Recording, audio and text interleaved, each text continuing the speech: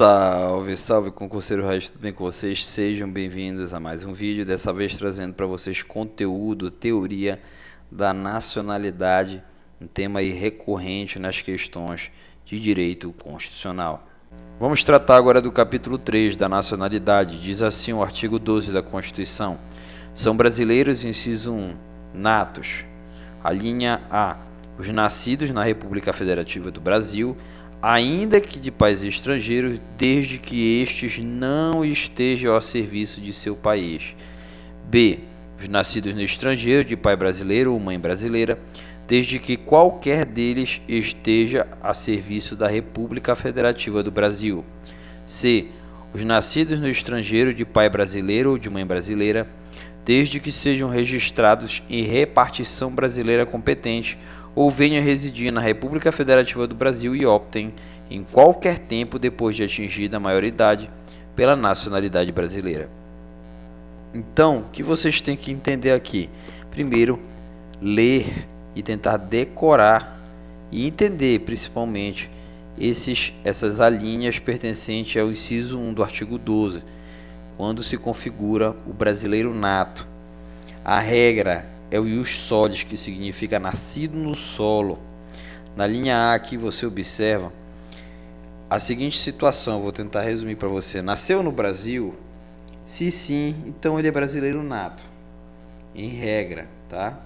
Nasceu no Brasil, então ele é brasileiro nato. Exceto no caso de pais estrangeiros, e aqui entendam assim, pais estrangeiros, seja um deles ou ambos, eles não estejam a serviço de seu país. Por quê? Se, por exemplo, um uruguaio vier com a sua esposa uruguaia aqui para o Brasil e eles estão a serviço do Uruguai, do país Uruguai, e eles vierem a ter filho aqui no Brasil, ele não será brasileiro nato, porque é a exceção da linha A, tá bom? Ele será uruguaio. Então vamos para a linha B. Já você observa aqui o ius sanguine, que é a exceção, que é o sangue de nacional. Na linha B diz assim, que seria os nascidos no estrangeiro, de pai brasileiro ou mãe brasileira, desde que qualquer deles esteja a serviço da República Federativa do Brasil. Ou seja, pai e ou mãe, né?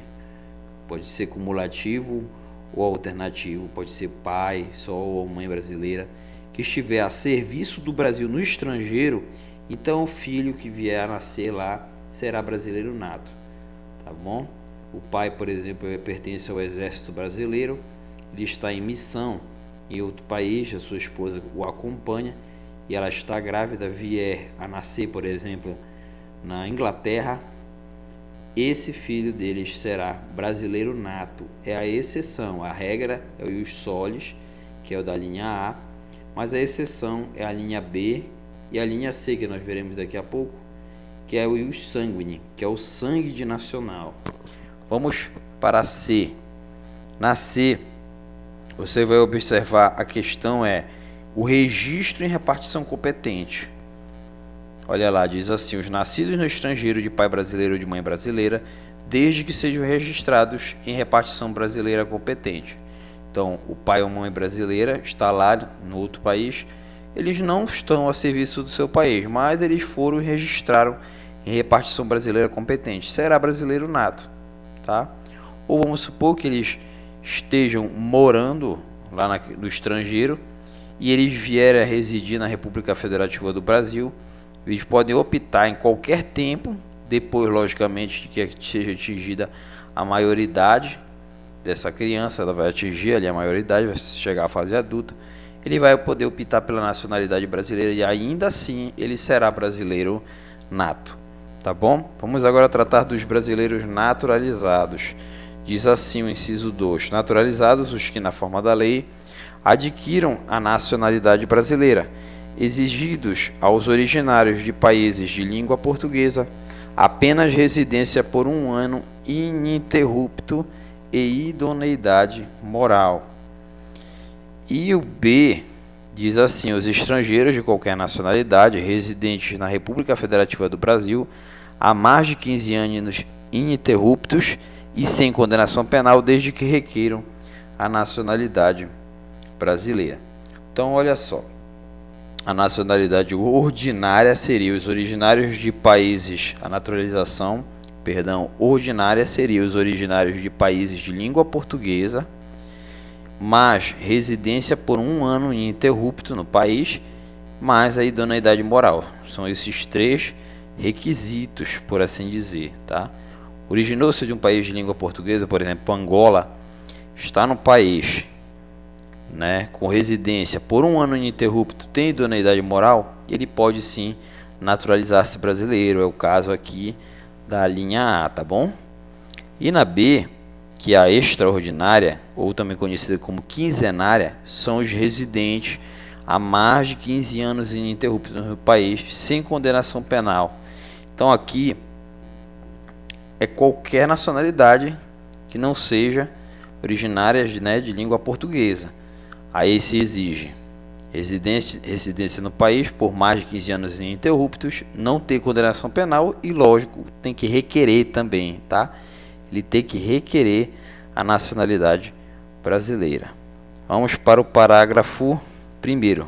Aos portugueses com residência permanente no país, se houver reciprocidade em favor de brasileiros, são atribuídos os direitos inerentes ao brasileiro, salvo os casos previstos nesta Constituição. Parágrafo 2º. A lei não poderá estabelecer distinção entre brasileiros natos e naturalizados, salvo nos casos previstos nesta Constituição. Então a regra é que a lei ela não pode estabelecer distinção entre brasileiro nato e naturalizado, exceto, e aí vem a exceção, que são os casos previstos nesta Constituição. O próprio parágrafo 3º é uma dessas exceções de distinção entre brasileiro nato e naturalizado. Diz assim o parágrafo 3º. São privativos de brasileiro nato os cargos, inciso 1, de presidente e vice-presidente da República, de presidente da Câmara dos Deputados, de presidente do Senado Federal, de ministro do Supremo Tribunal Federal, da carreira diplomática, de oficial das Forças Armadas e de ministro de Estado de Defesa. Aqui não tem jeito, você tem que decorar mesmo. Basicamente, se você for parar para observar, o chefe do Poder Executivo, que é o presidente, e também aí você pode acrescentar já o vice-presidente da República, os chefes aí do Poder Legislativo, né, das duas casas, o presidente da Câmara dos Deputados, o presidente do Senado Federal, os ministros do Supremo Tribunal Federal, entenda-se aí o maior lugar que pode chegar no Poder Judiciário, né, as maiores cadeiras já você ocupar no Poder Judiciário, que seria ministro do Supremo Tribunal Federal, carreira diplomática, oficial das Forças Armadas e ministro de Estado de Defesa. Tem que decorar. Muitas vezes eles colocam ministro de Justiça, ministro de... enfim, tá bom? Basicamente tem que decorar esses incisos. Parágrafo 4º. Será declarada a perda da nacionalidade do brasileiro que, inciso 1, tiver cancelada a sua naturalização por sentença judicial em virtude de atividade nociva ao interesse nacional. E inciso 2, adquirir outra nacionalidade, salvo nos casos de: a linha A, reconhecimento de nacionalidade originária pela lei estrangeira; B, de imposição de naturalização pela norma estrangeira ao brasileiro residente em estado estrangeiro, como condição para a permanência em seu território ou para o exercício de direitos civis. Então, ela será declarada a perda da nacionalidade do brasileiro, no inciso 1, quando for cancelada a sua naturalização por sentença judicial, no caso aí de atividade nociva ao interesse nacional, e 2 seria adquirir outra nacionalidade. Porém, a exceção para ele não perder a nacionalidade, quando ele adquire uma outra nacionalidade, para ele não perder a nacionalidade brasileira, a exceção é se for necessário o reconhecimento, se for por reconhecimento de nacionalidade originária pela própria lei estrangeira, ou B, de imposição de naturalização pela norma estrangeira ao brasileiro residente em estado estrangeiro como condição para a permanência em seu território ou para exercício de direitos civis. Vamos supor que você está trabalhando na Turquia. Na Turquia, eles impõem que você tem que se naturalizar para poder permanecer trabalhando ali naquele país. Aí você não será cancelada a sua naturalização, você não vai perder a sua nacionalidade brasileira por ter adquirido uma outra nacionalidade, tá bom? Vamos para o artigo 13. A língua portuguesa é o idioma oficial da República Federativa do Brasil. Parece até brincadeira que você lê, você diz isso aqui é muito fácil. Mas eu já vi professor fazendo prova, professor de Direito Constitucional inclusive, errando questão por falta de atenção, porque o aplicador, né, aquele que criou a questão, colocou a língua brasileira é o idioma oficial da República Federativa do Brasil. E não, é a língua portuguesa, o idioma oficial da República Federativa do Brasil. Parágrafo 1º. São símbolos da República Federativa do Brasil, e aqui é o decoreba mesmo, a bandeira, o hino, as armas e o selo nacionais. Parágrafo 2º. Os estados, o Distrito Federal e os municípios poderão ter símbolos próprios, tá? O próprio estado do Pará, você observa que ele tem uma bandeira própria, assim como os demais estados. E os municípios, posso dar o exemplo da bandeira de Belém, no caso tem o símbolo próprio, o município de Belém, de Moju, enfim, dos demais municípios do estado. Então, aqui nós encerramos a respeito da nacionalidade. Próxima aula nós vamos tratar do capítulo 4, que serão os direitos políticos. Eu quero agradecer vocês por assistir esse vídeo até aqui. Não deixe de se inscrever no canal, deixar um like e continuar acompanhando os demais vídeos aqui do canal.